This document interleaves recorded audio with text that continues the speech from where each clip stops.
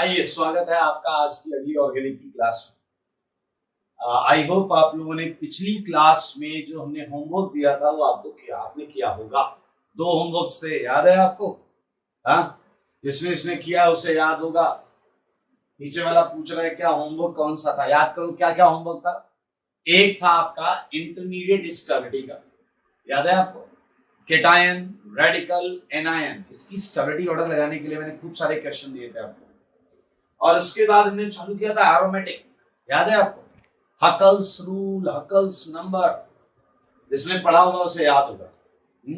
मेरे भाई ये याद रखना, बहुत इंपॉर्टेंट एंड क्रूशियल टाइम है आप की पढ़ाई के लिए। और अभी परिस्थितियां भी ऐसी हैं कि आप अपने मैक्सिमम टाइम, आपको बहुत सारा टाइम मिल रहा है क्योंकि घर के अंदर ही है, बाहर जाने का बहुत ज्यादा ऐसा कुछ चांस लग नहीं रहा है, तो एकदम बैठ के खूब बढ़िया पढ़ाई करिएगा, ठीक है? सही है। फिर आज की क्लास हम चालू करेंगे होमवर्क डिस्कशन से। होमवर्क डिस्कशन से पीछे वाले कह रहे थे पढ़ा दो, होमवर्क क्या करोगे? होमवर्क कर लेते हैं डिस्कस, ठीक है? करें होमवर्क डिस्कस। चलिए, तो मेरे भाई इंटरमीडिएट स्टेबिलिटी से स्टार्ट करेंगे। इंटरमीडिएट स्टेबिलिटी मैंने 9 तक आपको पिछली क्लास में करा दिया था, इंटरमीडिएट स्टेबिलिटी, और उसके आगे के क्वेश्चंस मैं आपको बताने वाला हूं, ठीक है? मैं क्या करूंगा, मैं सही ऑर्डर बताऊंगा, क्वेश्चन का सही ऑर्डर क्या है, और साथ में उसका एक्सप्लेनेशन का रीजन भी लिख दूंगा, ठीक है? So let's start it. हम जा रहे हैं डिस्कस करने होमवर्क। होमवर्क बेसिकली कौन सा है ये याद करें। इंटरमीडिएट स्टडी पर हमने क्वेश्चन लिया हुआ था, हम उसका होमवर्क ये करने जा रहे हैं, ठीक है? सो एक सेकंड वेट करें।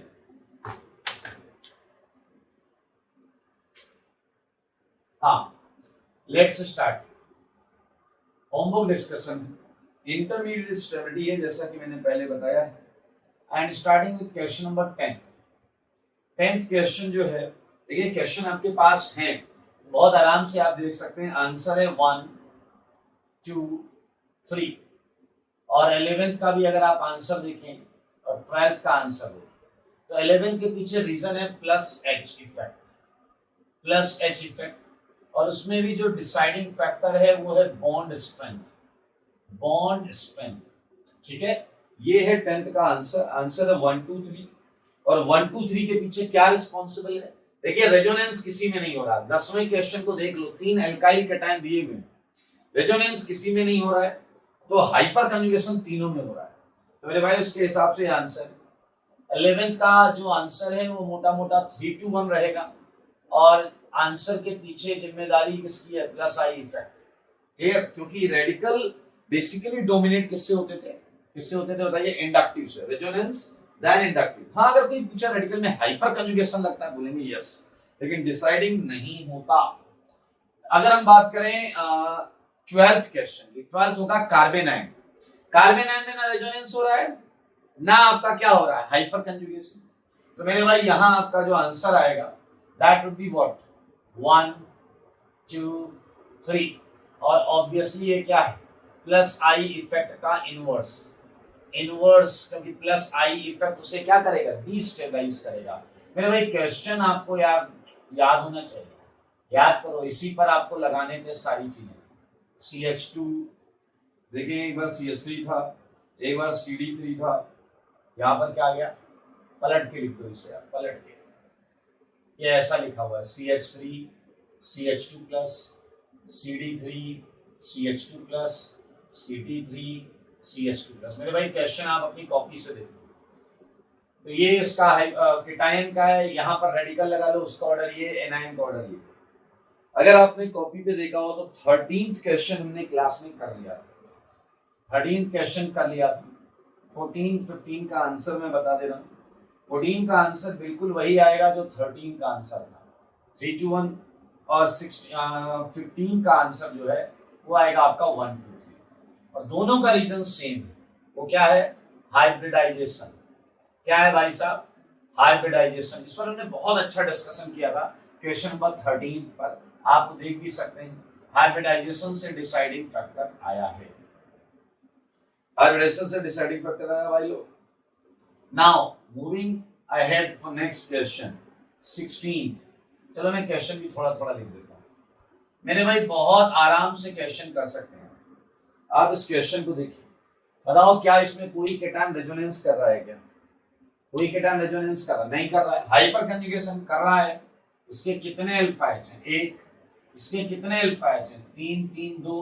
इसके कितने अल्फा एच हैं? 3 और 1 4। मेरे भाई अंधे आदमी को भी समझ में आ जाए, आप देख लीजिए, साफ साफ दिख रहा है। इसका जो आंसर आएगा वो क्या आएगा? 2। यहाँ पर 3 3 6 2 8 अल्फा एच, 8 अल्फा एच। यहाँ 4 अल्फा एच और यहाँ 1 अल्फा एच है। मजाक हो रहा है यहाँ पर। जवाब है 2 3 1 और रीजन है plus H effect, plus H effect. 17 मेरे भाई बहुत सिंपल है, सेम इसी के तर्ज पर है। आंसर आएगा 2 3 1 और जवाब होगा प्लस आई इफेक्ट। रेडिकल्स में हाइपर कंजुगेशन डिसाइडिंग नहीं होता। एनायन की बात करें, आंसर वुड बी रिवर्स, क्योंकि यहां पर क्या आएगा? प्लस आई इफेक्ट का inverse, plus I effect would be deciding factor. बहुत आसान क्वेश्चन है ये क्वेश्चन देख लें आप। 18 तक हमने कर लिया। सिमिलरली 3 क्वेश्चन और हैं, बिल्कुल सेम है मेरे भाई, बिल्कुल सेम है, बस कंपाउंड साइक्लिक है, बस कंपाउंड साइक्लिक है। अब आप फिर से देखो, क्या ये केटायन रेजोनेंस कर रहे हैं क्या? देखो देखो, बताओ क्या ये केटायन रेजोनेंस कर रहे हैं क्या? बताइए, आपको लग रहा हो कि कोई केटायन रेजोनेंस कर रहा तो बताओ। मेरे भाई ये हाइपर कंजुगेशन जरूर कर रहे हैं। 3 3 सॉरी, यहाँ आएगा 2 2 3 2, यहाँ आएगा 2 और 1 और यहाँ आएगा 1। सेम तरीका है भाई साहब। इतने ज्यादा अल्फा एच होंगे उतनी ज्यादा क्या होगी? स्टेबिलिटी। तो बताइए आंसर क्या आ गया? सबसे ज्यादा यहाँ है तो 1 1 2 3, रीजन प्लस एच। रेडिकल का भी करोगे तो क्या आएगा? 1 2 3 रीजन प्लस आई। एनायन का करोगे तो क्या आएगा? 3 2 1 रीजन प्लस आई। मेरे भाई यहाँ देखो, ये 3 तरफ से इसे इलेक्ट्रॉन मिलेंगे, सही है। इसमें 2 तरफ से मिलेंगे, इसमें एक ही तरफ से, तो उसके हिसाब से भी बहुत आराम से किया जा सकता है। 21 के बाद मुझे याद आ रहा है हमने 22 23 24 कर लिया था और सबका आंसर एक आया था 1 > 2 1 > 2, क्योंकि आपको याद हो सब में रेजोनेंस। तो मेरे भाई अब बात आती है 25। थोड़ी सी बुद्धि लगाओ। 25 26 27 तीनों का आंसर सेम आएगा और तीनों का आंसर है 1 > 2 और वजह है रेजोनेंस। सारे देखो, 25 में केटायन में पहले में रेजोनेंस है, दूसरे में नहीं, तो पहला अच्छा। रेडिकल में भी पहले में रेजोनेंस होगा, दूसरे में नहीं, अच्छा। एनायन में भी पहले में रेजोनेंस, दूसरे में। भाई साहब क्या बात है। आई हम करेंगे 28 क्वेश्चन। 28 क्वेश्चन हमने पढ़ा हुआ है पहले, ध्यान से देखें सारे लोग।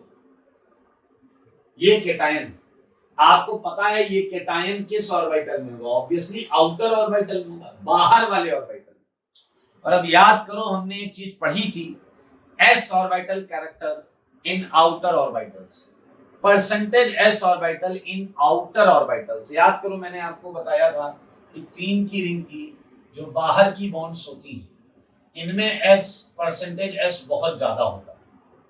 मैंने आपको लिखाया बेयर्स स्ट्रेन एंगल के बाद में, ये हमने लिखा हुआ लास्ट में, बॉन्ड एंगल से निकाला था कि मेरे भाई बाहर वाली बॉन्ड में एस ऑर्बिटल कैरेक्टर बहुत ज्यादा होता है। तो मेरे भाई अगर एस ऑर्बिटल कैरेक्टर बहुत ज्यादा होता है तो बताइए इलेक्ट्रोनेगेटिविटी ज्यादा होती है, और अगर इलेक्ट्रोनेगेटिविटी ज्यादा होती है तो प्लस चार्ज नहीं चलबो भाई साहब, unstable unstable.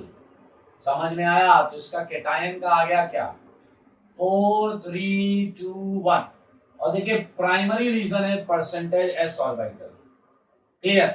Percentage S orbital. हालांकि कुछ लोग कहते हैं रेजोनेंस नहीं है, हाइपर कंजुगेशन एक जैसा है, इंडक्टिव लगाते हैं, इंडक्टिव। लेकिन इंडक्टिव से इंपॉर्टेंट और प्राइमरी एक्सप्लेनेशन ये है, यहां पर जिस ऑर्बिटल में प्लस है उसका एस ऑर्बिटल कैरेक्टर सबसे ज्यादा है, और सबसे ज्यादा एस ऑर्बिटल कैरेक्टर है इसका मतलब वो सबसे ज्यादा इलेक्ट्रोनेगेटिव है।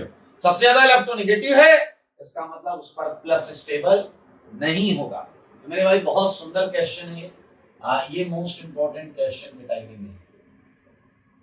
मेरे भाई बात करें 29, तो 29 का आंसर रेडिकल का होगा और वो भी आएगा 4321। सेम रीजन है, परसेंटेज एस ऑर्बिटल कैरेक्टर। मेरे भाई डेफिशिएंसी आप इलेक्ट्रोनेगेटिव एटम पर ज्यादा स्टेबलाइज नहीं कर सकते, लेकिन मेरे भाई एनआईएन को मजा आ जाएगा, एनआईएन को मजा आ जाएगा, एनआईएन को उस जगह रहने पर मजा आ जाएगा जहां एस ऑर्बिटल कैरेक्टर बोले तो इलेक्ट्रोनेगेटिविटी ज्यादा है। मेरे भाई इसका आंसर है 1 2 3 4 परसेंटेज एस ऑर्बिटल। ये बड़ा इंटरेस्टिंग क्वेश्चन है। एंगल स्ट्रेन भी लिख सकते हैं आप, परसेंटेज एस ऑर्बिटल की जगह पर एंगल स्ट्रेन भी लिख सकते हैं, क्योंकि एंगल स्ट्रेन की वजह से ही एस ऑर्बिटल कैरेक्टर कैलकुलेट किया जा रहा है। Okay, so this is all about 30। हम बात करेंगे 31। मेरे भाई ये भी मोस्ट इंपॉर्टेंट है, सारे लोग ये भी ध्यान दें। CF3 plus CCl3 plus. मेरे भाई आप देखेंगे इसका आंसर है 1 greater than 2। इसका आंसर है 1 greater than 2। और अगर आपको याद हो हमने ऑर्बिटल डायग्राम बनाया था, तो मेरे भाई यहां पर आपको रेजोनेंस मिलेगा और यहां भी रेजोनेंस मिलेगा। यहां रेजोनेंस मिलेगा 2p और यहां रेजोनेंस मिलेगा 2p। 2p किसका है बताओ? कार्बन का। 2p फ्लोरीन का, ये कार्बन का, और 3p क्लोरीन का।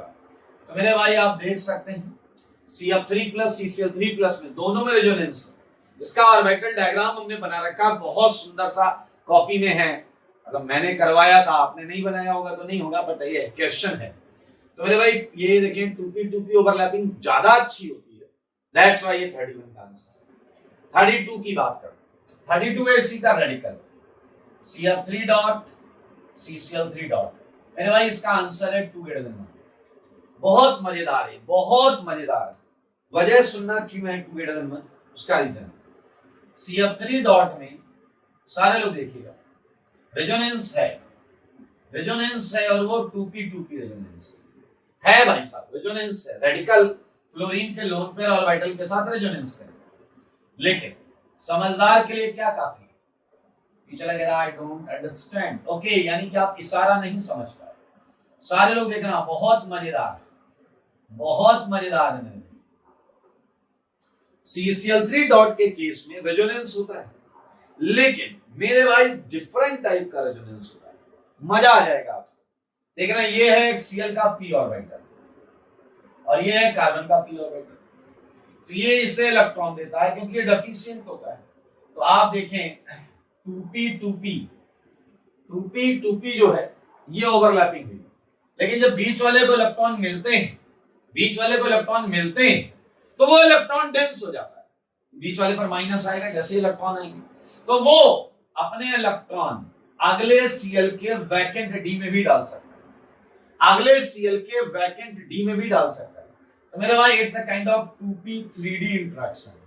तो एक ही कंपाउंड के अंदर p पाई और p पाई d दोनों टाइप के इंटरेक्शन होते हैं।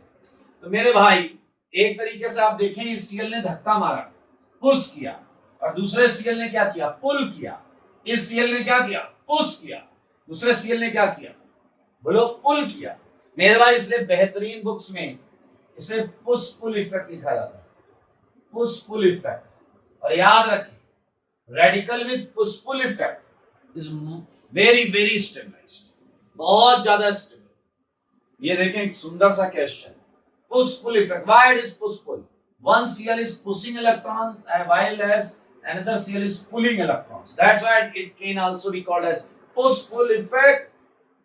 अभी एक और दूंगा push pull effect वाला, मजा आएगा आपको। एक और है भाई साहब, अगला तो आप जानते हो, ये मत पूछ लेना, महा इंपॉर्टेंट। आपको पता है एक ही में रेजोनेंस है, केवल एक में रेजोनेंस है, आंसर है 2 greater than 1। और वजह p पाई d पाई, माइनस केवल एक ही में। फ्लोरीन नहीं करेगा माइनस से रेजोनेंस, फ्लोरीन नहीं करेगा माइनस से रेजोनेंस, समझ लीजिए आप। ये कुछ इंटरमीडिएट स्टडी के हमने प्रश्न किए।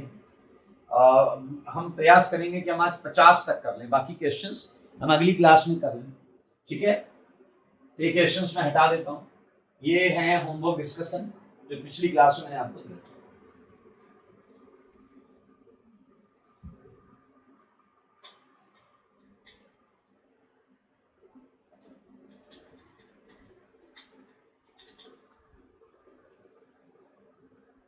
आई 33 से आगे बढ़िए मेरे भाई। जो कॉन्सेप्ट बताया गया है वो लगाते रहिए, जवाब आपको मिलता रहेगा, ठीक है। सो आफ्टर 33 क्वेश्चंस कहा किया था हमने 31, 32, 33। ओके मेरे भाई एक 33 एक्स्ट्रा आ गया, तो इस वाले 33 को मैं बी पार्ट कर दे रहा हूँ, ये 33 का बी पार्ट, ठीक है। मैं बना भी दे रहा हूं ताकि आप कंफ्यूज ना हो। टीचर अगर हम फ्यूज हो गए हैं, आप कंफ्यूज की बात करते हैं। आओ बच्चों तुम्हें बताएं, ये दो केटायन है और अंधा आदमी बता देगा। जवाब है 1 ग्रेटर देन 2, क्योंकि पहला है एरो एरोमेटिक, ये देखना आता है क्या। दूसरा है anti anti, you know anti, लग रहा हाँ बाजू वाली, अरे एंटी एरोमेटिक की बात हो रही भाई। ये है 33rd, एक्चुअली 33rd दो हो जाएंगे, इसलिए मैंने एक को 33 लिख दिया। सिमिलरली 34 में आंसर है 2 ग्रेटर देन 1, क्योंकि उसमें 2 वाला एरोमेटिक है, 2 वाला एरोमेटिक है, और 1 वाला है एंटी, 1 वाला है एंटी, क्योंकि आपको पता है एरोमेटिक सबसे ज्यादा स्टेबल होता है और एंटी एरोमेटिक सबसे लीस्ट।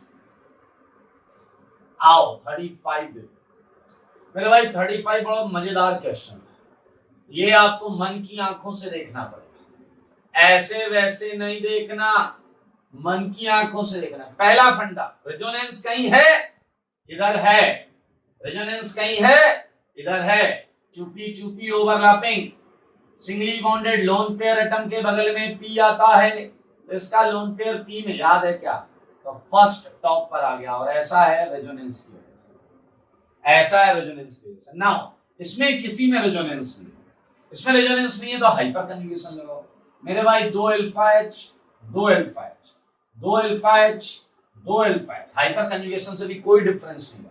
तो मेरे भाई अब तो बचा बस इंडक्टिव, और इंडक्टिव इसमें किसका लगेगा, ऑक्सीजन का। कौन सा लगाएगा, -I।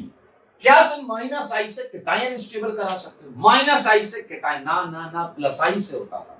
तो -I जिसपे ज्यादा लगेगा वो घटिया केटायन, जिसपे ज्यादा लगेगा पास में है, जवाब मिल गया, बधाई हो, बधाई हो। ये दोनों -I से एक्सप्लेन हुए, ये दोनों -I से एक्सप्लेन हुए, डिस्टेंस। ओके अगले क्वेश्चन पे चलें। अच्छा इसी का रेडिकल और एनायन सेम फंडा, सेम फंडा, सेम फंडा, सेम एक्सप्लेनेशन। इसी का एनायन मेरे भाई, एनायन में रेजोनेंस किसी में नहीं होगा, एनायन जब यहां माइनस माइनस माइनस होगा, किसी में रेजोनेंस नहीं। सेकेंड, हाइपर कंजुगेशन एनायन में होता ही सीधा -I है, तो ये सबसे पास में होगा, तो आंसर होगा 1 2 3, and all only single reason that be -I, that would be -I। सारे लोग देखें 38 हमने कर लिया था शायद, बताओ जरा 38 हो गया था क्या। 38 देखिए, ये देखिए सल्फर, ये प्लस चार्ज, सल्फर ये प्लस चार्ज, ये प्लस चार्ज। मेरे भाई बताओ किसमें रेजोनेंस है, आप एक आंसर दो, किसमें रेजोनेंस है। अगर आप ध्यान से देखो ना तो सब में रेजोनेंस, सब में रेजोनेंस। मैं बताता हूं ना, यहाँ ये ऑक्सीजन से करेगा, कौन सा करेगा, 2p2p। यहाँ ये सल्फर से करेगा, कौन सा करेगा, 2p3p। यहाँ ये करेगा 2p2p, और यहाँ ये करेगा 2p3p। मेरे भाई अंधा भी अब आंसर बता दे, अंधा भी बता दे आंसर। चल अगर मैं आंख बंद करके ट्राई करता हूं, अरे मत करो, ऐसे भी आ रहा, सबसे ज्यादा रेजोनेंस यहाँ है, तो इसका जवाब क्या आ जाएगा, 3-3-1-2 आएगा, 3-1-2 आएगा। देखिए 3-1-2 1, क्योंकि 2p2p ज्यादा अच्छी ओवरलैपिंग होती है 2p3p से। मेरे भाई 2p2p या p जैसा हमने पढ़ा था ऑर्बिटल डायग्राम में, हम बिल्कुल उसी कॉन्सेप्ट को यूज कर रहे हैं, ठीक है। नाउ टॉकिंग अबाउट इसका कौन सा पार्ट है हमारे पास, एनायन पार्ट, इसका एनायन पार्ट भी है, तो सारे लोग देखिएगा वो और मजेदार होगा। माइनस माइनस, ये देखिएगा। अब अगर मैं बात करूं रेजोनेंस, तो आपको जानकर अच्छा लगेगा, इस बार रेजोनेंस तीनों में नहीं है, रेजोनेंस तीनों में नहीं है, क्योंकि यहां है पी पाई डी पाई और यहां है पी पाई डी पाई। सारे देखो, यहां पर केवल माइनस आई लग रहा है और इसका दूर से माइनस आई लग रहा है, इसका माइनस आई लग रहा है। क्या समझ में आया? इसका दूर से माइनस आई लग रहा है। समझदार हो तो समझो इशारे और कॉन्सेप्ट के सहारे बता दो प्यारे आंसर क्या आएगा। सबसे बढ़िया कौन है? 3 वाला। रेजोनेंस के साथ साथ एकदम बाजू में माइनस आई मिलेगा, रेजोनेंस के साथ साथ बाजू में माइनस आई मिलेगा। देख लो, खुला जवाब है भाई साहब, खुली किताब, एकदम सही जवाब, कोई टेंशन नहीं होनी चाहिए, खटाखट आंसर। आइए 40th देखें। 40th में ऑक्सीजन ऑक्सीजन ये प्लस, ऑक्सीजन सल्फर ये प्लस, सल्फर सल्फर ये प्लस। मेरे ख्याल से यार सबको आंसर पता है।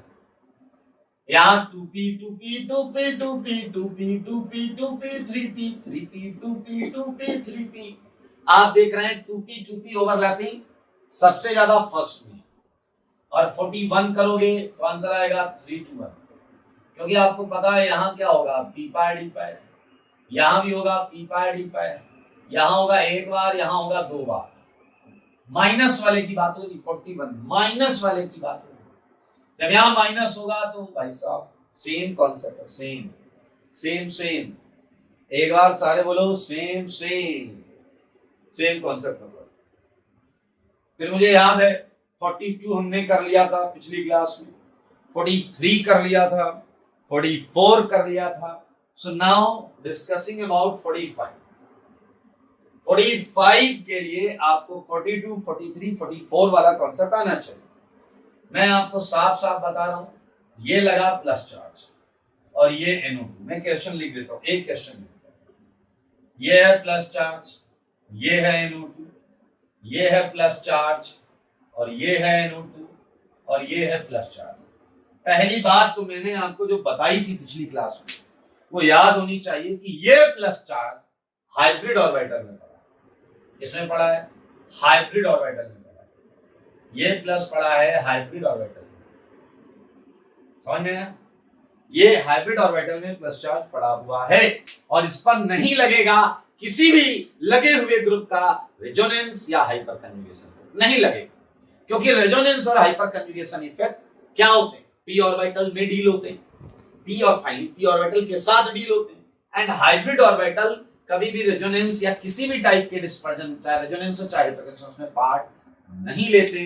तो NO2 का कौन सा इफेक्ट लगेगा? दैट इज माइनस आई। आई पीछे वाले आई, केटायन भी आई बोल रहा है। समझ में आया किस केटायन को सबसे ज्यादा दिक्कत है? मेरे भाई तीसरे वाले को सबसे ज्यादा दिक्कत है, उसके ऊपर थोड़ा सा ये है, उसके ऊपर ये है, और फोर्थ वाला मजे कर रहा है। फोर्थ वाला कह रहा अपने पास कोई माइनस माइनस आई नहीं है, लेकिन मेरे भाई सोचो इसी के एनायन को माइनस आई से मजा आएगा, इसके एनायन को माइनस आई से मजा आएगा, इसका एग्जैक्ट उल्टा आंसर हो जाएगा। रीजन है माइनस आई और यहां रीजन था plus I, I mean sorry minus I. Inductive लिख लो, वजह है इंडक्टिव। सेम फंडा 47 में लगा, कोई रेजोनेंस फंडा नहीं काम करेगा, कोई रेजोनेंस फंडा काम नहीं करेगा। सीएल क्या करता है? प्लस आई या माइनस आई? सीएल माइनस आई करता है यार, ऑब्वियस सी बात। इसका आंसर है 3214 माइनस आई। 47 का आंसर, 48 का उल्टा हो जाएगा 4123, रीजन वही है माइनस आई। बहुत आसान, सारे क्वेश्चन ही क्वेश्चन। 49 कर लो यार, 49। एक मिनट में हटा देता हूं, नए इस पर करते हैं, ये हटा रहा हूं दोस्तों। 48 तक किया है।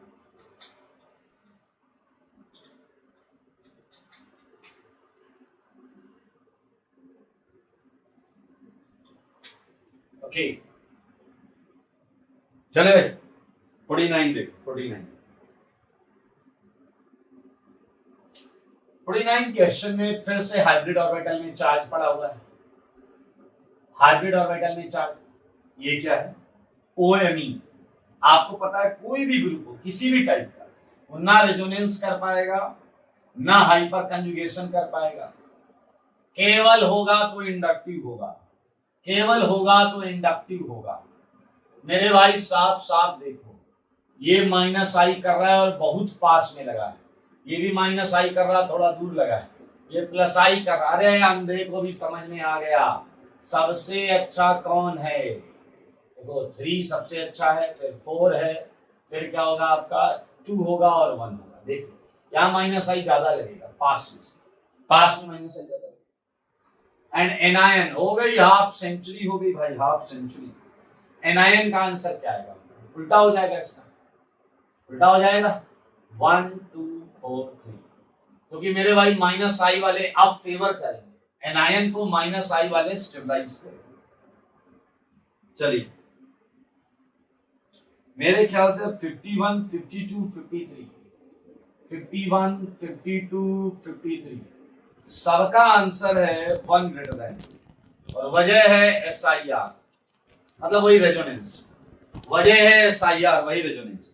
51 52 53 किसी में भी ध्यान से देखो तो 51 52 53 के फर्स्ट वाले में आपका चार्ज या रेडिकल रेजोनेंस कर रहा है, दूसरे वाले में SIR की वजह से नहीं कर रहा है। इसलिए बहुत क्रिस्टल क्लियर है कि अगर आप 53 तक बात करें तो ये आंसर आएगा। मेरे भाई फिर से 52 53 आ गया, अरे वाह। तो हम 52 का बी पार्ट ले लेंगे, सही है। मैं क्वेश्चन भी लिख देता हूं, नहीं तो आप लोग O minus NO2 and O minus CN। Answer है 1 2 और रीजन है माइनस आई, ठीक है, बहुत सिंपल।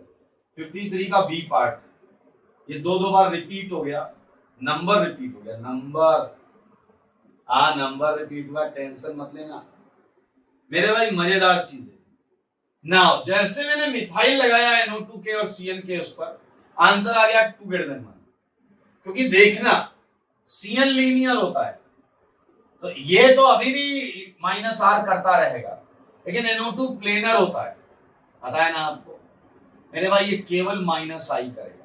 SIR लग गया है, वजह क्या है? SIR NO2 दो मिथाइल के रिपल्सन से प्लेन से बाहर चला गया, और प्लेन से बाहर गया माइनस को ये NO2 रेजोनेंस से नहीं खींचेगा, इसकी वजह से कम स्टेबल होगा। कहां आ गए हम? 53 तक। ओके, बस ये कॉलम और कर लेते हैं। 54 55 54 बताओ। 54 वो याद है आपको? नारियल, नारियल याद है? नारियल, ब्रेड्स रूल। मेरे भाई अगर आप ध्यान से देखेंगे तो 54 में देखते ही सबसे खराब है फर्स्ट, क्योंकि ये नारियल है, ब्रिजेट पर प्लेनारिटी नहीं आ सकती। तो मेरे भाई इसलिए इसका आंसर क्लियरली है 2 3 1। 2 और 3 में कैसे कंपेयर किया, कौन बताएगा? 2 और 3 में कैसे कंपेयर किया? Hyper conjugation. सोचो 2 3 में कैसे कंपेयर किया? बताइए 2 3 में कैसे कंपेयर किया? हाइपर कंजुगेशन से कंपेयर किया। मेरे भाई रेडिकल का आंसर अगर हम देखें तो सेम आएगा 2 3 1। इसमें भी 1 नारियल होगा, इसमें भी 1 naరియल होगा। मजेदार बात, एनायन का आंसर होगा 3 2 1, लेकिन इसमें ये नारियल नहीं होगा। मैं लिख देता हूं 1 नारियल होगा, याद है आपको नारियल, यहां भी 1 नारियल होगा, याद है आपको, लेकिन यहां 1 रियल है, रियल, क्योंकि ब्रिज हेड पर प्लेनरिटी का इश्यू है, पिरामिडल नेचर का इश्यू नहीं है, वो तो आ जाता है, माइनस जो होता है वो पिरामिडल होता है। ओके, सो बहुत आसान, आगे वाले क्वेश्चन भी ब्रिज हेड वाले हैं। 58 59 60। चलिए 57 देखिए। 57 में रेजोनेंस तीनों में देखो, पहले जाकर देखो तीनों में रेजोनेंस कौन कर रहा है। पहला रेजोनेंस नहीं कर सकता क्योंकि आपको पता है ब्रिजहेड पर प्लेनरिटी आ ही नहीं सकती। ब्रिजहेड पर प्लेनरिटी नहीं आ सकती मतलब वो माइनस हाइब्रिड ऑर्बिटल में पड़ा हुआ, वो पी ऑर्बिटल। दुनिया में जब पी ऑर्बिटल में कोई चीज जाएगी ना तो वो एटम या तो sp2 हाइब्रिडाइज होगा या sp हाइब्रिडाइज होगा। तो मेरे भाई रेजोनेंस 57 में सेकंड में 2, और उसके बाद लगाइए माइनस आई इफेक्ट। तो यहां है -r और यहां लगा है -i इफेक्ट। सिमिलरली 58 करेंगे तो नारियल, एंजॉय करो नारियल। 58 का आंसर है 231। 231 देखो ये तो साफ दिख रहा है। 58 का पहला भी नारियल है, तीसरा भी नारियल है, पहला भी नारियल है, तीसरा भी नारियल। वैसे 1 और 3 में हमने हाइपोथेटिकल ऑर्डर लगाया, हाइपोथेटिकल ऑर्डर, क्योंकि मेरे भाई जब दोनों एग्जिस्ट नहीं करते तो हाइपोथेटिकल ऑर्डर ही हुआ। और ये ऑर्डर किस बिहाफ पे लगाया? -i of carbonyl. 59 NiN। अब आपका आंसर आएगा 2 सबसे ज्यादा आएगा क्योंकि रेजोनेंस होगा, और फिर आएगा 1, फिर आएगा, देख लें। ओके, सो बहुत इजी सेगमेंट है, तो जल्दी से मैं कर देता हूं।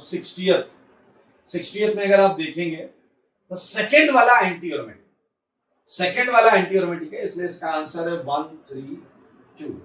2 वाला एंटी एरोमेटिक, और कोई कुछ नहीं है बट एंटी सबसे खराब होता है।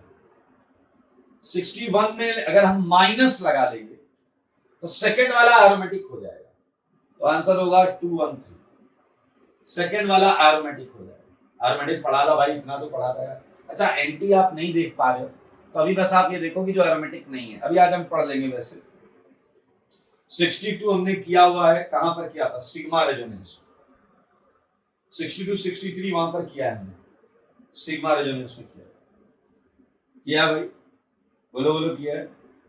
ओके, तो आज हम 63 तक इंटरमीडिएट स्टेबिलिटी रखेंगे, केवल 63 तक, ठीक है?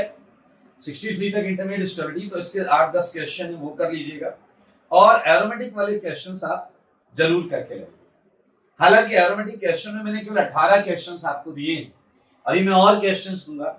और वहां अगर आपको याद हो तो मैंने 2 पेज का गैप छुड़ाया। आप सबको याद है 2 पेज का गैप था, हकल्स रूल के बाद 2 पेज का गैप। तो अब हम वहां से कंटिन्यू करेंगे। तो आपने क्या किया है, पहले पूरी थ्योरी लिखी, 2 पेज का गैप है, उसके बाद आपने 18 एग्जाम्पल लिए। तो वो जो 2 पेज का गैप अब हम उसमें लिखेंगे, ठीक है? अब हम उस 2 पेज के गैप में लिखने जा रहे हैं। आइए, आपको याद है कि किसी कंपाउंड के एरोमेटिक होने के पीछे क्या क्या रूल थे? चलो बताओ बताओ, मैं सुन रहा हूं, क्या क्या रूल थे, बोलो। कंपाउंड को क्या होना चाहिए? बोलो बोलो, सुन रहा हूं, बोलो। Compound must be what? Cyclic, ठीक है। और बताओ क्या होना चाहिए था? प्लेनर, ठीक है। और बताओ क्या होना चाहिए था? कंजुगेटेड, ठीक है। और बताओ क्या होना चाहिए था? Huckel's number, Huckel's rule. Compound must have 4n+2 number of pi electron. चीज बताऊंगा, सुनिएगा, आनंद आएगा। हकल ने जब ये रूल निकाला तो बड़ा उत्साहित था। वो सबके पास जा जाके, जितने सीनियर साइंटिस्ट थे सबके पास जा जाके रूल दिखा रहा था कि देखो अपन ने रूल बनाया कि 4n+2 होना चाहिए। n आपको मैंने बताया था 0 1 2 3 4 5 ऐसा बताया था। और फिर मैंने हक्कल नंबर भी बताया था, जो कि एक अरिथमेटिक प्रोग्रेशन। मेरे भाई उसने रूल तो निकाल लिया और सीनियर साइंटिस्टों के पास ले गया और उनसे उसने बोला कि सर आप ये रूल जो है फाइनल कर दो, आज के बाद सारे लोग एरोमेटिक कंपाउंड को इसी रूल से पहचानेंगे, और मैं आपको जो बोलूंगा सच बोलूंगा, सच के सिवा कुछ नहीं बोलूंगा। उन सारे साइंटिस्टों ने कहा भाई अगर रूल फाइनल करवाना है तो आपको एसकेएम सर की परमिशन चाहिए। अब आपको लगा ये कहां से पहुंच गए। मेरे भाई सुनो, फील द कॉन्सेप्ट, कॉन्सेप्ट पर फोकस करो। उन्होंने बोला एसकेएम सर अगर ओके बोलेंगे तो हम इस रूल को फाइनल मान लेंगे। हकल मेरे पास आया, टाइम लेकर, अपॉइंटमेंट लेकर मेरे पास आया। उसने कहा सर मैंने एक रूल बनाया। मैंने बेटा तुमने क्या बनाया? उसने कहा रूल। मैंने कहा क्या है उस रूल से, क्या करते हो? उसने कहा कंपाउंड दो, ऐसे खटाक से देख के बता दूंगा एरोमेटिक है या नहीं। मैंने कहा अच्छा आओ हो जा भाई साहब। मैंने आपको 18 एग्जांपल दिए हैं, अभी किसी को कुछ नहीं लिखना है, सुनना है बस, किसी को कुछ नहीं लिखना। मैंने आपको 18 तक 5 की रिंग दी, अभी देखना मैंने उससे क्या क्या पूछा, फिर देखेंगे कैसे उसका रूल फाइनल हुआ। सारे लोग ध्यान से देखो। मैंने उसे एक एग्जांपल, अभी तो उसे मैंने बैठा लिया कि चुपचाप बैठ जाओ और अभी तुम्हारे सामने कुछ प्रश्न आएंगे और तुम्हें उन प्रश्नों का देना होगा सही सही और सीधा जवाब। और अगर सही सही और सीधा जवाब तुम नहीं दे पाए तो फिर मेरे भाई तुम्हें बहुत महंगा पड़ने वाला है। हक्कल ने कहा कि सर डराओ मत। मैंने कहा कोई डराएगा नहीं किसी को, तुम्हें जवाब देना होगा, जवाब। मेरे भाई सारे लोग ध्यान से सुनिएगा, बहुत बेहतरीन चीजें अब आपके सामने आने वाली है, इतनी बेहतरीन कि आपको अच्छा लगने वाला है, मजा आने वाला है, इसलिए देखते रहो, वो भी बोर्ड पर, देखते रहो वो भी बोर्ड पर। 26 एग्जाम्पल ये मैंने उसके सामने लिख दी। अभी तो ये शुरुआत, अभी तो ये झांकी है, आगे बोलो, पूरी पिक्चर बाकी है। अभी तो बेटा ये सब शुरुआत है, देखते रहो, वो भी बोर्ड पर। हम 5 से 6 की रिंग पर है, 6 से हम 2 रिंग पर जा रहे हैं, उस पर हम बिल्कुल लेकर चलेंगे आपको। आओ बच्चों, तुम्हें बताएं, इसका नाम जानते हो? इतनी बार इसके आरएस बना चुके हो, नाम तो जानते ही होंगे, एंथ्रासीन। एंथ्रासीन देखो मजेदार चीज, फिनेंथ्रीन, फिनेंथ्रीन। और मेरे भाई हक्कल ने तुरंत, जब मैं ऐसे कंपाउंड बनाने लगा, हक्कल थोड़ा बेचैन होने लगा। हक्कल ने कहा सर वो जल्दी पूछो, मुझे कहीं जाना है।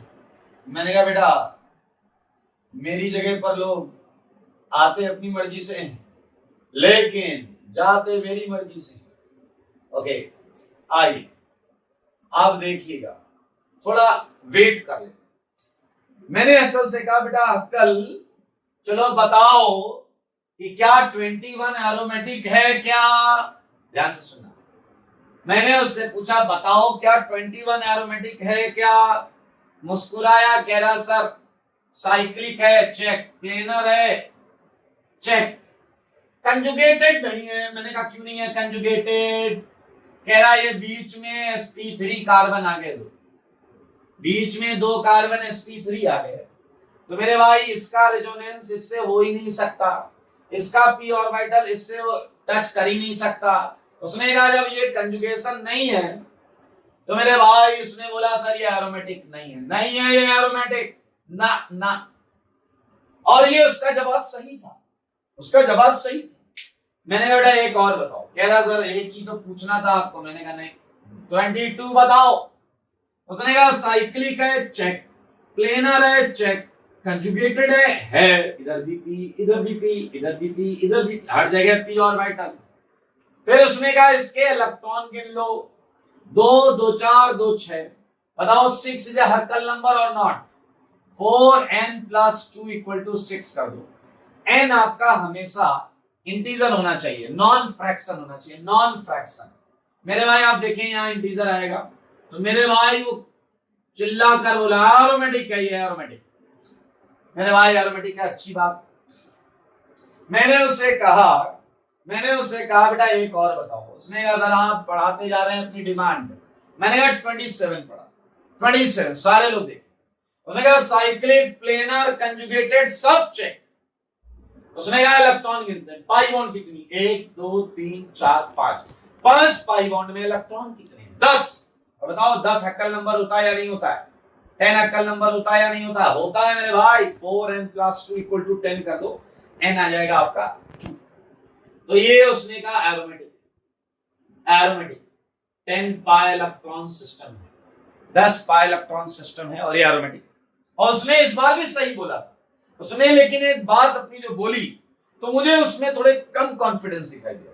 उसने कहा ये एरोमेटिक होना चाहिए। मैंने कहा क्लियर है या नहीं, होना चाहिए वाली बात नहीं, थोड़ा सोच के बोलता है एरोमेटिक है, चलो मान लो एरोमेटिक है। मैंने कहा अच्छा, और ये वाकई एरोमेटिक। अब सुनना ध्यान से, समझ में आया? आई मैंने उसे कहा 31 बता। मेरे भाई 31 को सारे लोग देखो, साइक्लिक है ओके, प्लेनर है चलेगा, कंजुगेटेड है, पाई इलेक्ट्रॉन भी 1 2 3 4 5 6 7 और ये बीच में 8 पाई बॉन्ड में 16 पाई इलेक्ट्रॉन्स। तो मेरे भाई 16 पाई इलेक्ट्रॉन्स अगर 4n+2 = 16 रखोगे तो n आपको फ्रैक्शन मिलेगा, n आपको फ्रैक्शन में मिलेगा। क्या आप समझ रहे हैं? आया ना? n आपको फ्रैक्शन में मिलेगा। तो मेरे भाई हक्कल ने कहा ये एरोमेटिक नहीं है। ध्यान से सुनना, हक्कल ने बोला ये एरोमेटिक नहीं है, और जैसे ही हक्कल ने बोला ये एरोमेटिक नहीं है, मैंने हक्कल को कहा हक्कल घूम जाओ। हक्कल तुरंत पैरों पे गिर पड़ा। उसने कहा सर माफ कर दो, क्या गलती। मैंने कहा पहले घूम जाओ। उसका घूमते ही मैंने उसे 2 न्यूटन की लात मार दी। मेरे भाई आपको जानकर आश्चर्य होगा, ये कंपाउंड सारे एरोमेटिक बिहेवियर शो करता है। 31 ये कंपाउंड सारे एरोमेटिक बिहेवियर शो करता है। अब हक्कल वहीं बैठकर फूट फूट कर रोने लगा कि इतनी मेहनत की सब बेकार। मैंने कहा बेटा तुमने, अब मैं आपको बताता हूं हक्कल ने क्या किया था और क्यों गलत हुआ। दरअसल हक्कल ने जो पूरी मेहनत की थी वो एक मोनोसाइक्लिक सिस्टम के लिए की। हक्कल ने जो भी रूल बनाया था वो ऐसे कंपाउंड को ऑब्जर्व करके बनाया था जिसमें केवल एक रिंग थी, एक। इसलिए जब मैंने उससे एक रिंग वाला पूछा वो कॉन्फिडेंट था। जैसे मैंने 2 रिंग की उसका कॉन्फिडेंस हिलने लगा और जहां पॉलीसाइक्लिक कंपाउंड आया वो फैल गया। तो मेरे भाई हक्कल का रूल एक्चुअली जो आपने लिखा है that is valid only for monocyclic system. That is only valid for monocyclic system. तो भैया जैसे ही एक से ज्यादा रिंग आएंगी हक्कल ऐसे फैल जाएगा। अब आप कहोगे सर क्या करें। भाई साहब उस समय हक्कल को रोता हुआ देखकर मैं थोड़ा सा इमोशनल हो गया। मैंने कहा बेटा खड़े हो जाओ, रूल में थोड़ा जरूरी चेंज कर लेते हैं, परिवर्तन ला लेते हैं ताकि आपका रूल हर जगह काम करे। उसने कहा सर प्लीज ऐसा करो। मैंने कहा सिंस तुमने ये रूल एक सिंगल रिंग वाले कंपाउंड के लिए बनाया है तो क्यों ना हम कंपाउंड को ऐसे देखें। सारे लोग देखें। मैंने उससे बोला क्यों ना हम कंपाउंड को ऐसे देखें जैसे कि कंपाउंड में मानो एक ही रिंग हो। सारे देखो बोर्ड पर। क्यों ना हम कंपाउंड को ऐसे मान लें कि जैसे कंपाउंड में एक ही रिंग हो। और मेरे भाई अगर आप ये मानेंगे तो बताइए क्या ये सिस्टम 14 पाई इलेक्ट्रॉन्स का बनेगा या नहीं। 1 2 3 4 5 6 7 बॉन्ड मतलब 14 पाई इलेक्ट्रॉन्स। यानी कि अब आप कंक्लूजन निकाल सकते हैं। आप बिल्कुल ये कंक्लूजन निकाल सकते हैं कि सर क्या आपके कहने का मतलब है कि बीच वाली पाई बॉन्ड बाहर वाली पाई बॉन्ड से बहुत ज्यादा ओवरलैपिंग नहीं कर रहा है। यस, मैं यही कहना चाह रहा हूं। एक्चुअली टोटल इलेक्ट्रॉन गिनना बेवकूफी होती है। हक्कल रूल आपने जो लिखा है थ्योरी वहां पर हम आ रहे हैं जहां मैंने 2 पेज का गैप छोड़ाया था। दरअसल हक्कल रूल का जो एक्चुअल मतलब है वो मैं यहां लिखने जा रहा हूं। 4n+2 is not total pi electrons in any compound। 4n+2 क्या होना चाहिए उसे ध्यान से देखिए। आपको हमेशा 4n+2 क्या देखने हैं, सुनना। पाई इलेक्ट्रॉन्स कहां देखने, वो देखो।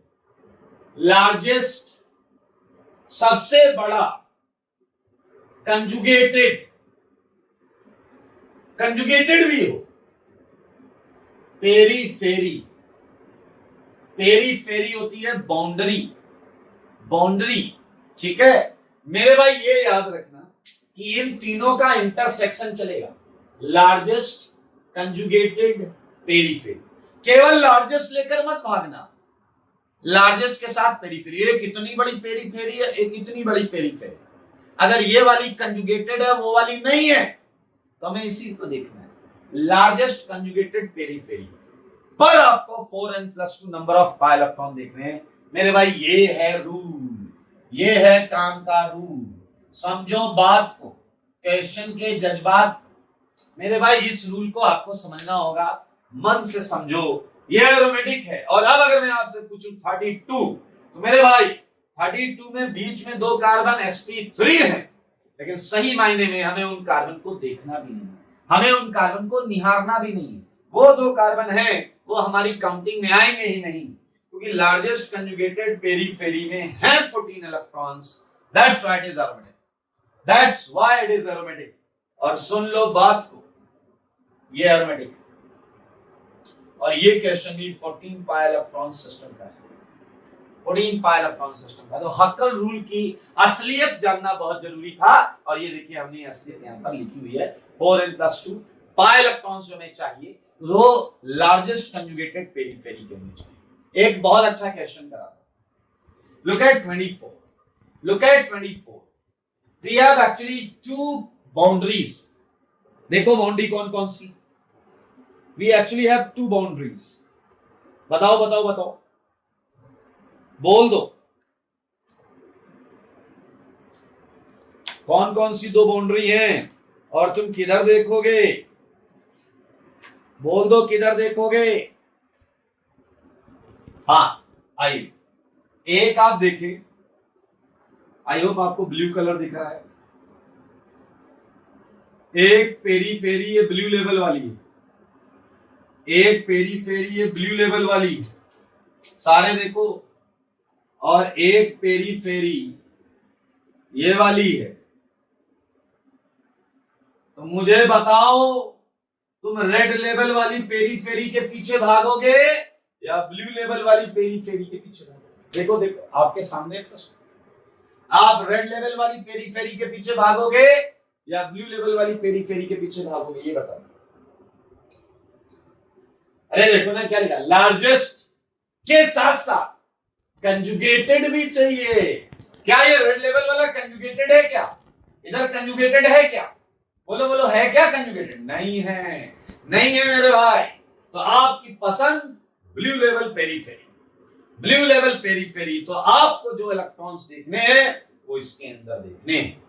बताओ बताओ क्या है ये मिला एरोमेटिक, ये मिला एरोमेटिक। मजा आ गया भाई साहब। एक चांस और दूंगा आपको, चांस ले लीजिए, 25 चांस नहीं, चांस मिलेगा। बताइए एक बार फिर से, केवल आपके क्या पसंद करोगे आप? बोलो बोलो, क्या पसंद करोगे? ब्लू लेवल पेरीफेरी या बोलो बोलो बोलो, रेड लेवल पेरीफेरी? बोल दो तुम जरा, कौन सी पेरीफेरी करोगे पसंद? बोलो सारे बोलो, सारे बोलो। ये रेड लेवल के पीछे मत भागना, इधर कंजुगेशन नहीं है, इधर कंजुगेशन नहीं है। देख लो, दो कार्बन sp3 कंजुगेशन ब्रेक हो रहा है। ये लार्जेस्ट है लेकिन मेरे भाई कंजुगेटेड नहीं है, लार्जेस्ट है लेकिन कंजुगेटेड नहीं है रेड लेवल। अब फिर किसके साथ जाएंगे? बोलो बोलो, ब्लू लेवल के साथ। और ये क्या मिल जाएगा? बोल दो तुम जरा, क्या मिल जाएगा? ये एरोमेटिक है ना, एरोमेटिक। एक और आपकी इसी बात पर एक और जनता की बेहद डिमांड पर 26, बताओ आपकी लार्जेस्ट कंजुगेटेड पेरीफेरी कौन सी है? ये एक रिंग आएगी उसमें या दोनों रिंग आएगी? सारे बोलो, लार्जेस्ट के साथ साथ कंजुगेटेड भी चाहिए। एक रिंग आएगी या ये पूरी रिंग आएगी? बोलो। और जवाब है आपका एक रिंग। कौन सी? आजू वाली आएगी या बाजू वाली आएगी? जवाब है आजू वाली, क्योंकि मेरे भाई यहां कंजुगेशन नहीं, sp3 कार्बन, इधर भी sp3 कार्बन। तो मेरे भाई ये आंसर एरोमेटिक है, क्योंकि केवल लेफ्ट वाली रिंग है। लुक एट 27, हम कर चुके हैं लेकिन फिर भी देखेंगे। क्या आप समझ रहे हो? यहां लार्जेस्ट कंजुगेटेड पेरीफेरी ये वाली हो। अरे क्यों ना हो, लार्जेस्ट भी है, कंजुगेटेड भी है, पेरीफेरी तो है। आई थिंक आप समझ गए हैं प्रश्न को, क्वेश्चन के जज्बात को। बहुत अच्छी बात है। So we just get it what is actual Huckel's rule, और वो हमने वहां लिखा है। इसका स्मार्ट यूज करेंगे तो बहुत बेनिफिट होगा। जैसा कि हम एरोमेटिक कंपाउंड देखते हैं, वैसे ही मेरे भाई एक चीज हम और देखते हैं, वो होता है एंटी एरोमेटिक कंपाउंड। क्या होता है भाई लोग बोलो? Anti aromatic compound. तो वो जो 2 पेज का गैप है ना, वहां ये लिखेंगे। ये तो एग्जांपल के साथ लिख रहे हैं। एंटी एरोमेटिक कंपाउंड की मैं एक डेफिनेशन देता हूं। साइक्लिक कंपाउंड्स, जैसी डेफिनेशन मैंने एरोमेटिक के लिए लिखी थी ना, वैसी डेफिनेशन है। Cyclic compounds which are highly unstable, then its open chain analogous system are known as anti-aromatic compound. Are known as anti-aromatic compound. Antiaromatic compound. याद करो, एरोमेटिक में क्या था? साइक्लिक वाला ज्यादा स्टेबल था। यहां क्या है? साइक्लिक वाला हाईली अनस्टेबल है। एग्जाम्पल मारता हूं मैं आपके ऊपर, ये लो, ये देखो देखो सारे देखो, ये है स्टेबिलिटी ऑर्डर। अब आप ये सोचोगे, आपने बोल दिया हम मान लें क्या ये स्टेबिलिटी ऑर्डर है, मत मानो, समझो मेरे भाई। इस कार्बन पर अगर मैं आपसे कहूं एंगल स्ट्रेन बताओ, तो बताओ ये कार्बन डबली बॉन्डेड है, तो इस पर हाइब्रिडाइजेशन क्या होना चाहिए आपके हिसाब से, बोल दो। sp2 sp2 होता है ना डबल बॉन्ड वाला कार्बन, तो बॉन्ड एंगल कितना होना चाहिए, 120 120। लेकिन आपको पता है 4 की रिंग में कितना होता है, 90 डिग्री। तो मेरे भाई डिफरेंस कितना है, चाहिए 120 है 90। तो मेरे भाई बताओ हर कार्बन 30 डिग्री का एंगल स्ट्रेन ढो रहा है या नहीं ढो रहा है, बताओ 30 डिग्री का एंगल स्ट्रेन हर जगह है या नहीं, मतलब बॉन्ड होनी चाहिए 120 पर, पड़ी है 90 पर, मेरे भाई एंगल स्ट्रेन तो है। जबकि आप कहोगे यहां भी एंगल स्ट्रेन है, ना भाई ना, ऐसी बात मत करो ऐसी बहकी बहकी बात। मैं आपको बताऊं, सिंगल बॉन्ड के अलोंग चीजें अपने आप को एडजस्ट कर लेती हैं। ये सिंगल बॉन्ड के अलोंग ये रोटेट हो सकता है, हो सकता नहीं, होता है। और आप देखें मेरे भाई यहां 120 का एंगल चाहिए, 120 का एंगल ये अटेन कर लेता है, साइक्लिक ना होने का ये सिर्फ फायदा नहीं। तो ये एंटी एरोमेटिक कंपाउंड है। और जैसा कि हमने एरोमेटिक कंपाउंड में पढ़ा था, condition for a compound to be aromatic, वैसी ये कंडीशन यहां पढ़ दी जा रही है। वो क्या है देखिए, condition for anti aromatic compound, anti aromatic compound. आपको जानकर अच्छा लगेगा, एरोमेटिक होने की कंडीशन और एंटी एरोमेटिक होने की कंडीशन में 4 कंडीशन थी, उसमें 3 बिल्कुल सेम। कौन कौन सी, first cyclic, second planar, third conjugated. ये एरोमेटिक की भी है, एरोमेटिक की भी यही है, बस डिफरेंस है हक्कल वाले बात में। मेरे भाई यहां होता है 4n pi number of electrons, 4n pi number of electrons, और एरोमेटिक में क्या था 4n+2। मेरे भाई बस इतना फर्क। हाँ एक और फर्क, यहां पर जो n की वैल्यू होती है वो 0 नहीं होती, 1 2 3 dash dash dash dash dash ये चलता है। तो मेरे भाई जैसे एक anti aromatic compound, look at एक क्वेश्चन करते हैं, इसी बात पर एक क्वेश्चन करते हैं। आओ बच्चों 28 करें। 28 में फंडा, हक्कल का फंडा फिक्स है, हक्कल का फंडा फिक्स है, चाहे 4n पाई हो चाहे 4n+2 हो। आपको क्या लगाना है, सारे देखो यहां पर फिर से मैं लिख रहा हूं, largest conjugated periphery, largest conjugated periphery लगाना है। अब आओ देखो जरा 28 में लार्जेस्ट पेरीफेरी जो है, क्या वो कंजुगेटेड है या नहीं, जो लार्जेस्ट पेरीफेरी है क्या वो कंजुगेटेड है या नहीं, है, हर जगह कंजुगेशन है। कितने इलेक्ट्रॉन है मेरे भाई, यहां इलेक्ट्रॉन है 8 pi electron, 8 pi electron 4n का मल्टीपल है, एंटी एंटी बुलाओ उसे, anti aromatic, anti aromatic, anti aromatic है, एंटी एरोमेटिक कर लोगे, आसान है, बहुत आसान है। 3 कंडीशन तो एरोमेटिक और इसकी सेम है, चौथी कंडीशन जो है वो डिफरेंस क्रिएट है। मेरे भाई मैं कुछ क्वेश्चंस हटा देता हूं, ठीक है, कुछ क्वेश्चंस इसमें से हटा देता हूं।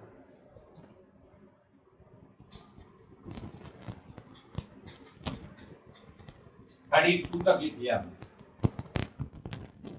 ये एग्जांपल्स आप अलग लिखेंगे, 18 के आगे एग्जांपल्स लिखेंगे, ये थ्योरी तो एक साथ लिखेंगे।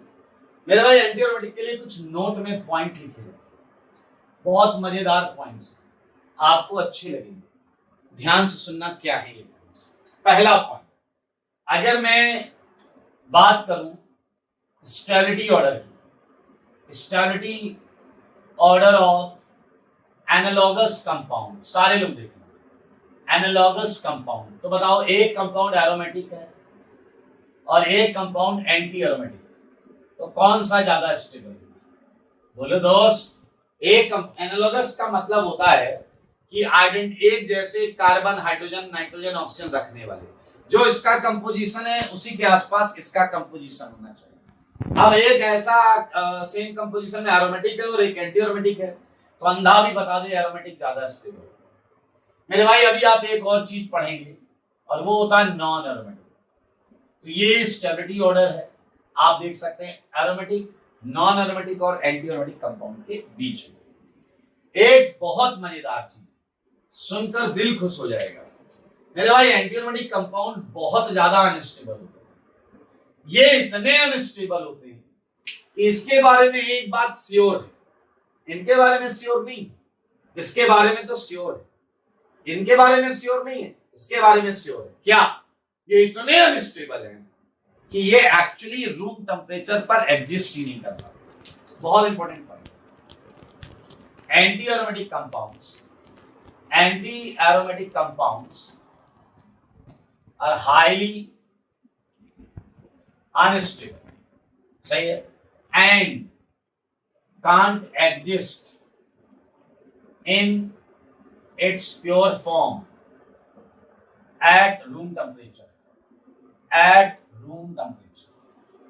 मेरे भाई ध्यान से सुनो, non aromatic compound room temperature पर एग्जिस्ट कर भी सकता है और नहीं भी, लेकिन ये फिक्स है एंटी एरोमेटिक कंपाउंड के बारे में कि ये तो नहीं करेगा, नहीं मतलब नहीं, कांट एग्जिस्ट मतलब नहीं कर सकता। एक छोटा सा एग्जांपल देता हूं, जैसे देखो ये है कंपाउंड, आप इसकी प्योर फॉर्म मतलब वो फॉर्म है जो दी हुई है, ये वाली, अगर आप इसे अप्लाई करें, साइक्लिक प्लेनर कंजुगेटेड भी है और 4n5 4 इलेक्ट्रॉन, मेरे भाई ये प्योर फॉर्म और ये एंटी एरोमेटिक है। लेकिन अगर हम इसे प्योर फॉर्म में रूम टेम्परेचर पर सोचें, राइट टाइम नहीं है, ये रूम टेम्परेचर है, तो मेरे भाई ये इस फॉर्म से भाग जाता है। किधर भाग जाता है? डाइमराइज हो जाता है। डाइमराइज का मतलब होता है दो मॉलिक्यूल आकर जुड़ जाते हैं। कैसे जुड़ते होंगे ये इस तरीके से हम पोलराइजेशन कंसीडर कर लें, ठीक है। तो यहां जो चार्जेस होंगे, जो भी सो कॉल्ड चार्जेस होंगे, वो यहाँ के चार्ज से यहाँ माइनस होगा तो यहाँ प्लस होगा, अगर यहाँ माइनस जैसी टेंडेंसी होगी तो यहाँ प्लस जैसी टेंडेंसी होगी। मुंह की तरफ माइनस आता है, पूंछ की तरफ प्लस आता है, तो ये इधर जुड़ जाएगा। मेरे भाई मैं सीधा सीधा जोड़ देता हूँ, ये पाई घुमा दिया और ये दो नई नवेली बॉन्ड है, ये नई नवेली बॉन्ड है, इधर की पाई टूट गया, 2 सिग्मा बन गया। और आप देखें ये नॉन एरोमेटिक कंपाउंड, ये कंपाउंड क्या है? Non aromatic. ये कंपाउंड नॉन एरोमेटिक, ये नॉन एरोमेटिक देखें, ठीक है। तो ये एक तरीके का डेटा है बट इंपॉर्टेंट है। एक पॉइंट और सुनना, बहुत मजेदार पॉइंट है, वो पॉइंट सुनना। और अगला पॉइंट भी ऑब्जर्वेशन है लेकिन आपको समझ में आएगा। वो ये है कि मेरे भाई एक एंटी एरोमेटिक कंपाउंड ये वाला जो इसमें, अच्छा बताओ, दुनिया में कोई चीज हो रही है तो वो स्टेबिलिटी अटेंड करने के लिए हो रही है या अनस्टेबिलिटी अटेंड करने के लिए? कॉमन सेंस का क्वेश्चन, स्टेबल होने के लिए हो रही है या अनस्टेबल होने के लिए? सब कुछ स्टेबल होने के लिए हो रहा है। अच्छा मान लो आपके पड़ोस में एक बंदा रहता है, उसके 2 पैर है। अरे कहोगे सबके 2 पैर होते? नहीं, सुनो तो, उसके 2 पैर, लेकिन आप पिछले 10 साल से देख रहे हैं वो एक पैर ऊपर करके ही चलता है। अरे ऐसे हाइपोथेटिकल एग्जांपल है, लेकिन आप सोचो वो एक पैर ऊपर करके ही चलता है, उसके 2 पैर है, दोनों ठीक है, बट वो एक पैर ऊपर करके चलता है। तो यार आप मानो या ना मानो, चाहे दिल पे पत्थर रखना पड़े, लेकिन आप ये बोलने पर मजबूर हो जाओगे कि लगता है ये एक पैर से चलने में ज्यादा कंफर्टेबल फील करता है। ये आपको कंक्लूजन देना पड़े, आपको एक्सप्लेन करना है सिचुएशन को, then you have to explain it कि भाई कुछ भी होता होगा दुनिया में, सारे कंपाउंड 2 पैर पर खुश होते होंगे, बट ये कंपाउंड ऐसा है जो आइए कुछ देखकर हम उसे एक्सप्लेन करें। मेरे भाई लुक एट दिस कंपाउंड, ये X है और ये Y, ये है बॉन्ड लेंथ, ये है बॉन्ड लेंथ।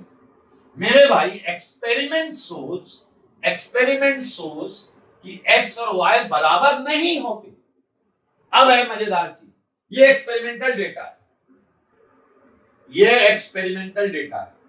और एक्सपेरिमेंटल डेटा ये बताता है कि ब्यूटा 1,3 डाइईन, इसका नाम बताया मैंने, साइक्लो ब्यूटा 1,3 डाइईन में carbon carbon bond length same नहीं है।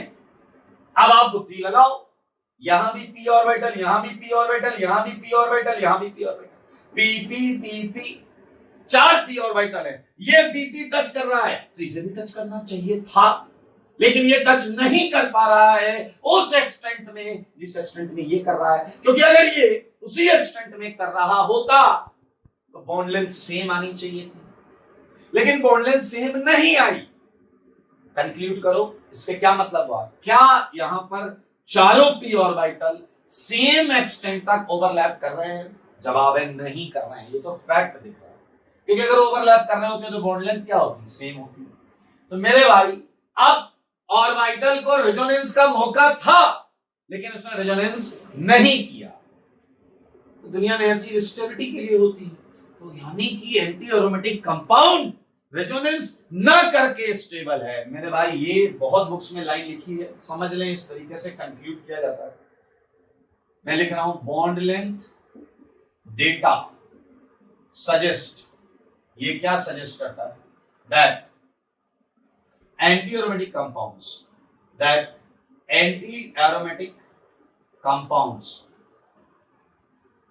are not stabilized by resonance phenomena। देखो भाई साहब, देखो क्या मजेदार बात निकल के आई है, केवल इस डेटा से प्रूफ हुआ, क्योंकि अगर ये रेजोनेंस स्टेबलाइज्ड होता तो यहाँ चारों p ऑर्बिटल एक जैसा रेजोनेंस करते और बॉन्ड लेंथ सेम आई होती, ऐसा नहीं है। चलते चलते सेगमेंट पर हम आ चुके हैं। ऐसा देखा गया है कि एंटी एरोमेटिक कंपाउंड्स जो हैं, एंटी एरोमेटिक कंपाउंड्स जो होते हैं, दे बिहेव्स लाइक बायोरेडिकल बायोरेडिकल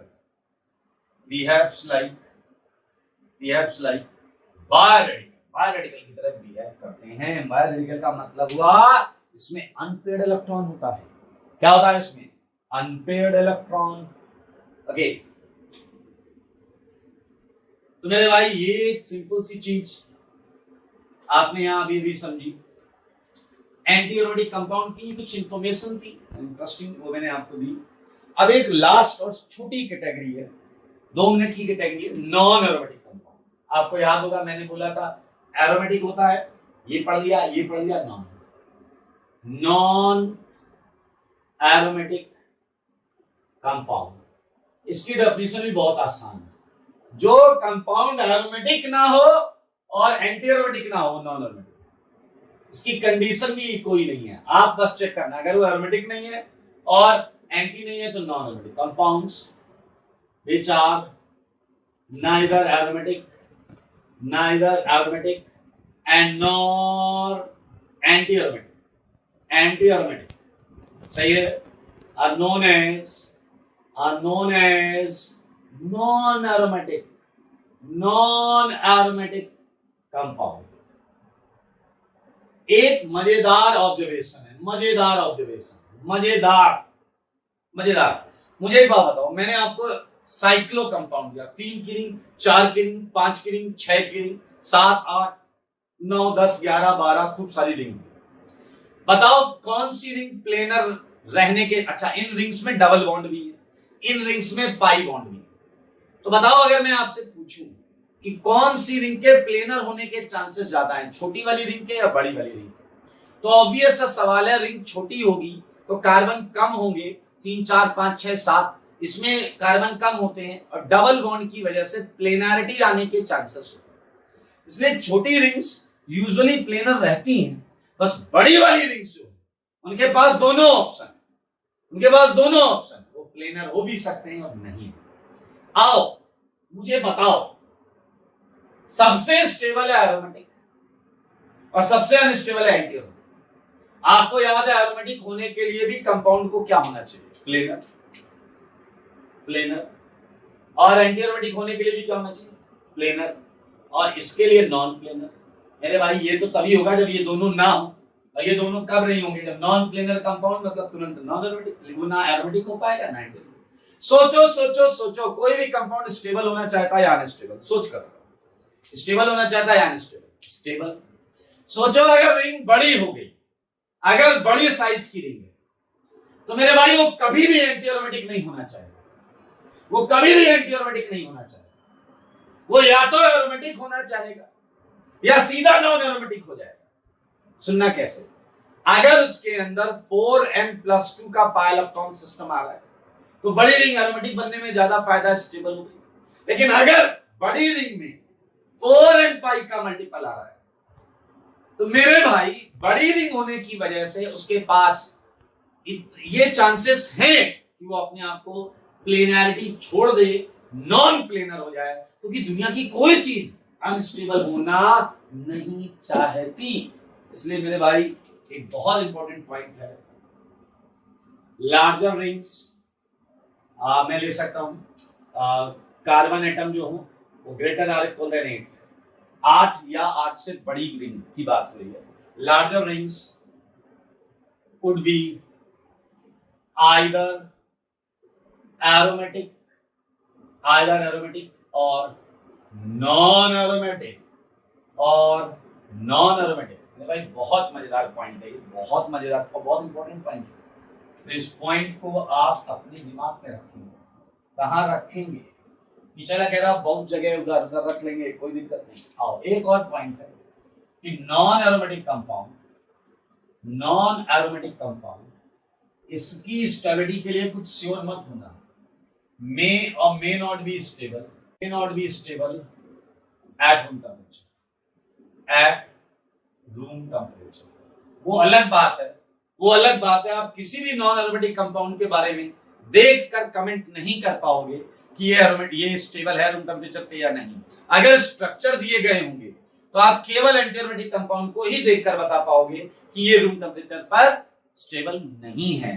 तो मेरे भाई स्ट्रक्चर होंगे तो केवल यही मार्क करना पड़ेगा, लेकिन अगर थ्योरी में स्टेटमेंट क्वेश्चन आएगा तो आपको इसे मार्क करना ओके। एंड 2 पेज में ही लिखना है ये सब।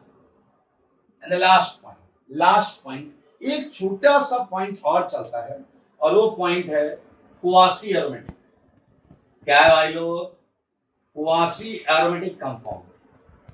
ये कोई नई कैटेगरी नहीं है। एरोमेटिक कंपाउंड जानते मींस क्वासी एरोमेटिक वही होता है, लेकिन एक डिफरेंस के साथ, ऐसा एरोमेटिक कंपाउंड जिसमें चार्ज डिस्पर्स हो रहा हो। मैं यहां लिख देता हूं एरोमेटिक कंपाउंड, मैं लिख रहा हूं, देखिए aromatic compounds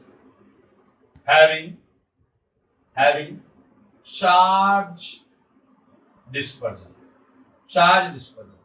is known as quasi aromatic compound। तो आपसे पूछा जाए क्वासी है या नहीं है तभी बताइए। एक एग्जांपल दे देता हूं, देखो मगर बोर्ड